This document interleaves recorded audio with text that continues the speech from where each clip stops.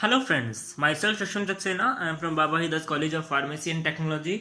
आशा है आप लोग स्वस्थ होंगे। आज का जो वीडियो है दोस्तों, वो रहेगा डीएनए एप्लीकेशन के ऊपर। अब हम जानते हैं पहले डीएनए एप्लीकेशन होता क्या है। एक ऐसा प्रोसेस जिसमें डीएनए अपने आप को ही बनाता है। It means it makes copy of itself. तो दोस्तों, फ्रांसिस क्रिक, ये जो एक साइंटिस्ट थे, इन्होंने बताया कि डीएनए रेप्लिकेट होने की 3 थ्योरीज हो सकती हैं। कितनी थ्योरीज हो सकती हैं? 3 theories. First one is conservative method of DNA application, second is dispersive method of DNA application, third one is semi conservative method of DNA application. अब बात मजे की ये है कि इन तीनों में से सिर्फ एक ही मेथड से जो है वो डीएनए एप्लीकेशन होता है। पहले बात करते हैं हम कंजर्वेटिव मेथड की। हम इन तीनों मेथड को समझ लेते हैं अच्छे से। कंजर्वेटिव मॉडल में क्या होता है, जो डीएनए है वो कंजर्व रहता है। जो पेरेंटल डीएनए होता है वो कंजर्व रहता है, मतलब जो पेरेंटल डीएनए है वो वैसे का वैसे ही स्टोर रहेगा। न्यू डॉटर स्ट्रैंड जो है वो बन जाएगा। इसमें डीएनए कंजर्व होता है, इसको इसलिए हमने इसको नाम दिया है कंजर्वेटिव मेथड का। नेक्स्ट बात करते हैं हम डिस्पर्सल मॉडल की। डिस्पर्सल मॉडल में क्या होता है, जो पेरेंटल डीएनए है और जो न्यू डीएनए है वो आपस में मिक्स हो जाते हैं। मतलब जो डिस्पर्स मॉडल होता है उसमें क्या होता है, ये जो पेरेंटल और हमारे न्यू डीएनए हैं वो टूट जाते हैं, डिस्पर्स हो जाते हैं एक दूसरे के साथ, और that they mix with together, and इसको हम कहते हैं डिस्पर्सिव मेथड। अब बात करते हैं हम सेमी कंजर्वेटिव मेथड की। मतलब सेमी का मतलब होता है हाफ। तो इसका मतलब हो गया जो न्यू डीएनए बनेगा उसमें हाफ स्ट्रैंड जो होगा वो पेरेंट का होगा एंड हाफ जो होगा वो न्यूली सिंथेसाइज्ड स्ट्रैंड होगा। मतलब 50% of DNA parents and 50% newly strand DNA. और एक्सपेरिमेंट करने के बाद हमको ये पता लगा कि जो डीएनए है रेप्लिकेशन होता है वो सेमी कंजर्वेटिव मेथड से ही होता है। Conservative method and dispersive method से नहीं होता है। ये हमको कैसे पता लगा, चलिए जानते हैं। मेसलसन एंड स्टॉल, दो साइंटिस्ट थे जिन्होंने प्रूव कर दिया कि डीएनए का रेप्लिकेशन जो है वो सेमी कंजर्वेटिव मेथड से ही होता है। तो उन्होंने किस तरीके से प्रूव किया? उन्होंने एक्सपेरिमेंट किया जिसमें उन्होंने नाइट्रोजन, हैवी नाइट्रोजन का यूज़ करा। किसका? हैवी नाइट्रोजन आइसोटाइप का उन्होंने यूज़ करा। हम कह सकते हैं N15 उसको। तो कहते हैं नॉर्मल आइसोटोप जो होता है वो नाइट्रोजन का वो होता है N14। तो हैवी आइसोटोप जो होता है वो होता है N15। तो उन्होंने सीजियम क्लोराइड का यूज़ किया और सेंट्रीफ्यूज मेथड का यूज़ करा। उन्होंने ये प्रूव करने की कोशिश करी कि डीएनए का जो रेप्लिकेशन है वो सेमी कंजर्वेटिव मेथड से होता है। तो दोस्तों हुआ क्या, उन्होंने N15 का जो डेंसिटी होती है वो ज़्यादा होती है कंपैरेटिवली N14 के। उन्होंने N15 के साथ ई कोलाई का यूज़ किया because of E coli doubles in every 20 minutes. उन्होंने N15 के सेल्स को हार्वेस्ट करवाया N14 में। मतलब हम बोल सकते हैं उसको, उन्होंने N15 एंड N14 को आपस में मिला दिया। आफ्टर डैट जो ज़ीरो जनरेशन मिली हमें, वो क्या मिली? New DNA. मतलब जो डेंसिटी थी N14 एंड N15 के बीच में वो आई बिल्कुल half.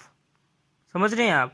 So it proves that DNA में N14 एंड N15 का जो लेवल है वो एग्जैक्टली इक्वल है।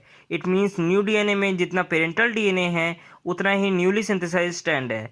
In every new generation the percentage of the parental DNA is half. Second generation carries 50%, third generation carry 25%, then 12.5% and then 6.25%। अब आते हैं types of DNA application. It depends on sale. दो type के sales होते हैं, हमको पता है, prokaryotic cells and eukaryotic cells. Prokaryotic cells का जो डीएनए होता है वो सर्कुलर होता है और साइटोप्लाज्म में होता है, और जो यूकैरियोटिक सेल्स होते हैं उनका जो डीएनए होता है वो लीनियर होता है और न्यूक्लियस में होता है। अब आगे देखते हैं steps of DNA applications. DNA application करने के लिए कैसे होता है, कैसे किस तरीके से जो है वो डीएनए जो है होता है वो रेप्लिकेट करता है और अपने आप को आगे बढ़ाता है। तो हम यूकैरियोटिक सेल का जो डीएनए रेप्लिकेशन है उसको डिस्कस करेंगे। फर्स्ट स्टेप में जो है डीएनए रेप्लिकेट करने के लिए जितने न्यूक्लियोटाइड्स की ज़रूरत होगी उनको एक्टिवेट करना ज़रूरी है। नॉर्मली क्या होगा, deoxy adenine monophosphate, guanine monophosphate, cytosine monophosphate, thymine monophosphate, ये सब इनएक्टिव फॉर्म में प्रेजेंट होते हैं। इनको एक्टिवेट करने के लिए हम यूज़ करेंगे एटीपी एंड एक एंजाइम फॉस्फोराइलेज का।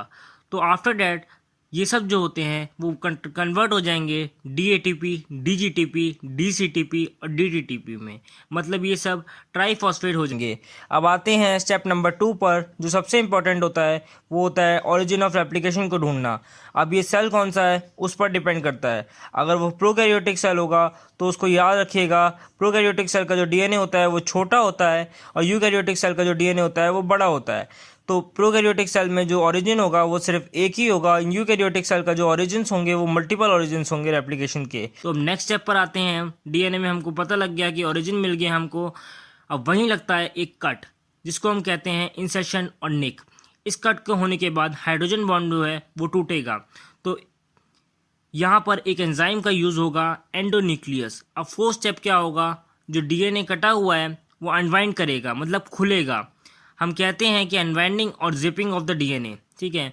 और ये होता है, सारे DNA स्ट्रैंड हाइड्रोजन बॉन्ड से जुड़े होते हैं, ये हम लोगों को पता है। इसमें यूज होगा एक एंजाइम का DNA हेलिकेस के द्वारा, जिसको हम रैप प्रोटीन के नाम से भी जानते हैं। ये DNA हेलिकेस क्या करेगा, सारे हाइड्रोजन बॉन्ड को तोड़ेगा एंड अनवाइंड DNA करेगा। एंड इसमें क्या होगा, A एंड T जिसमें जो डबल बॉन्ड होता है हाइड्रोजन का, और C एंड G जिसमें ट्रिपल बॉन्ड होता है हाइड्रोजन का, मतलब A एंड T के बॉन्ड को तोड़ने के लिए लेस एनर्जी लगेगी और C एंड G के बॉन्ड को तोड़ने के लिए ज़्यादा एनर्जी लगेगी। अब ये जो स्टैंड हैं वो अनवाइंड तो हो गए हैं, लेकिन ये दोबारा बाइंड हो सकते हैं, मतलब एक साथ जो है वो कॉइल्ड हो सकते हैं, ठीक है। तो उसके लिए हम जाते हैं स्टेप नंबर 5 की तरफ। तो स्टेप नंबर 5 में यूज़ होता है SSBP, single standing binding protein. तो ये प्रिवेंट करता है इंटरकॉइलिंग ऑफ वाइंडिंग अनवाइंडिंग DNA, मतलब जो DNA स्टैंड था वो आपस में इंटरकॉइल ना हो जाए, एक साथ जो है वो जुड़ ना जाएं, उसके लिए SSBP का यूज होता है, जो स्टैंड को पकड़ के रखता है। और SSBP को आप देख रहे होंगे साइड्स में, एंड इनकी यही फंक्शन होता है कि DNA स्टैंड को पकड़ कर बाइंड कर कर एक जगह ही रखना। और ये जो है वाई शेप्ड रेफ्लेक्टिंग फॉक को एक शेप दे देता है, मतलब जो हमारा DNA है उसको वाई शेप रेप्लिकेटिंग फॉक की तरह दिखा देता है। अब स्टेप नंबर 6 की तरफ आते हैं, जहाँ पर जो DNA है वो अनवाइंड होता है, तो उसके ऊपर जो है एक टेंशन क्रिएट हो जाता है, मतलब जैसे हम रस्सी को नीचे से खींचते हैं तो वो ऊपर से टाइट हो जाती है, उसी तरीके से यहाँ पर भी जो है एक टेंशन क्रिएट हो जाता है ऊपर वाले DNA में। और उस टेंशन को अगर हम रिलीज़ नहीं करते हैं तो DNA के मॉलिक्यूल जो हैं वो टूट भी सकते हैं। तो उसके लिए एक एंजाइम का यूज़ करते हैं हम, जिसको हम कहते हैं टोपोआइसोमरेज। ये एंजाइम जो है वो टेंशन को रिलीज करता है। टोपोआइसोमरेज जो होता है उसका दूसरा नेम है DNA गाइरेज। अब चलते हैं स्टेप नंबर 7 की तरफ, फॉर्मेशन ऑफ DNA प्राइमर। अब RNA प्राइमर होता क्या है RNA primer? RNA primer is the small fragment of RNA। ये RNA का एक छोटा सा फ्रेगमेंट है जो DNA प्राइमेज की द्वारा बना गया है। न्यूली सिंथेसाइज्ड DNA को बाइंड करने के लिए RNA प्राइमर का यूज़ होता है। अब RNA प्राइमर का एक सबसे बड़ा एक यही प्रॉब्लम होता है कि ये DNA के सिर्फ 3 प्राइम एंड को ही बाइंड करता है, 5 प्राइम एंड को इसको बाइंड करनी ये नहीं कर सकता, ये इजीली बाइंड नहीं कर सकता उसको। उसके लिए इसको मल्टीपल जगह जो है उसको बाइंड करना पड़ेगा।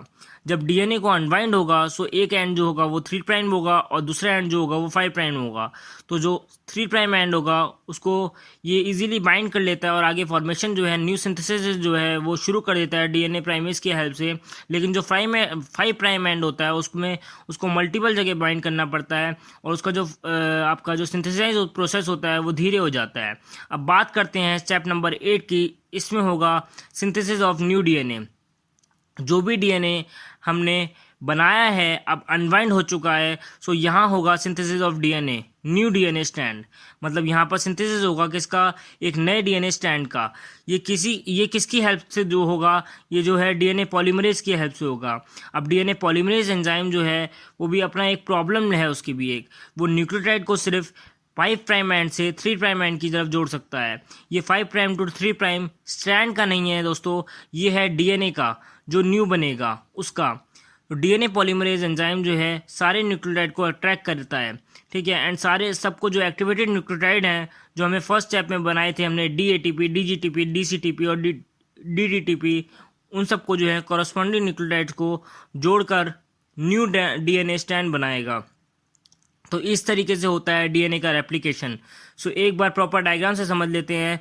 यहाँ हमको सेंटर में दिख रहा होगा डीएनए हेलिकेज। इसका काम क्या होता है, ये अनवाइंड करता है by breaking down of hydrogen bonds.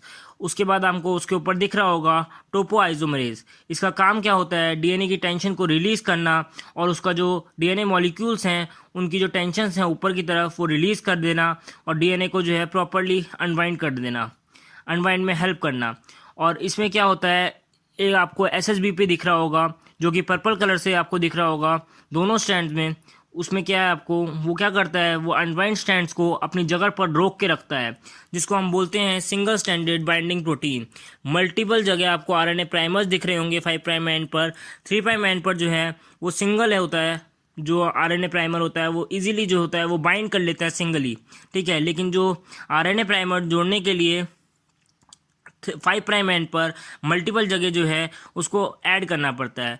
यह आपको दिख रहा होगा जो सबसे इम्पोर्टेंट एंजाइम है वो है डीएनए एप्लीकेशन में जिसका काम होता है वो होता है डीएनए पॉलीमरेज का।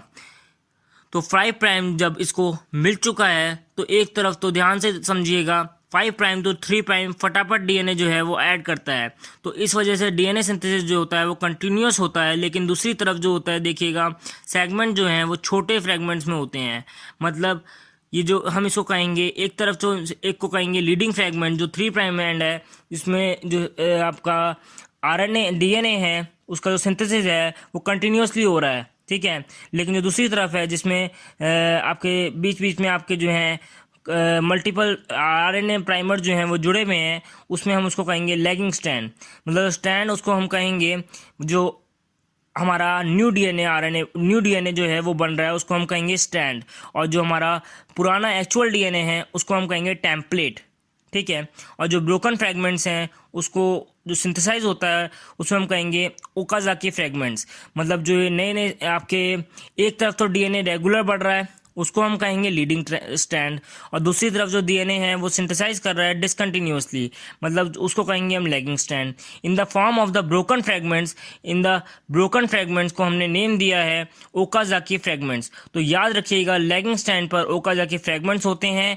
ये जो ओकाजाकी फ्रेगमेंट्स होते हैं वो ज्वाइन हो जाते हैं in the form of DNA ligase. किसकी फॉर्म में, डीएनए लाइगेज की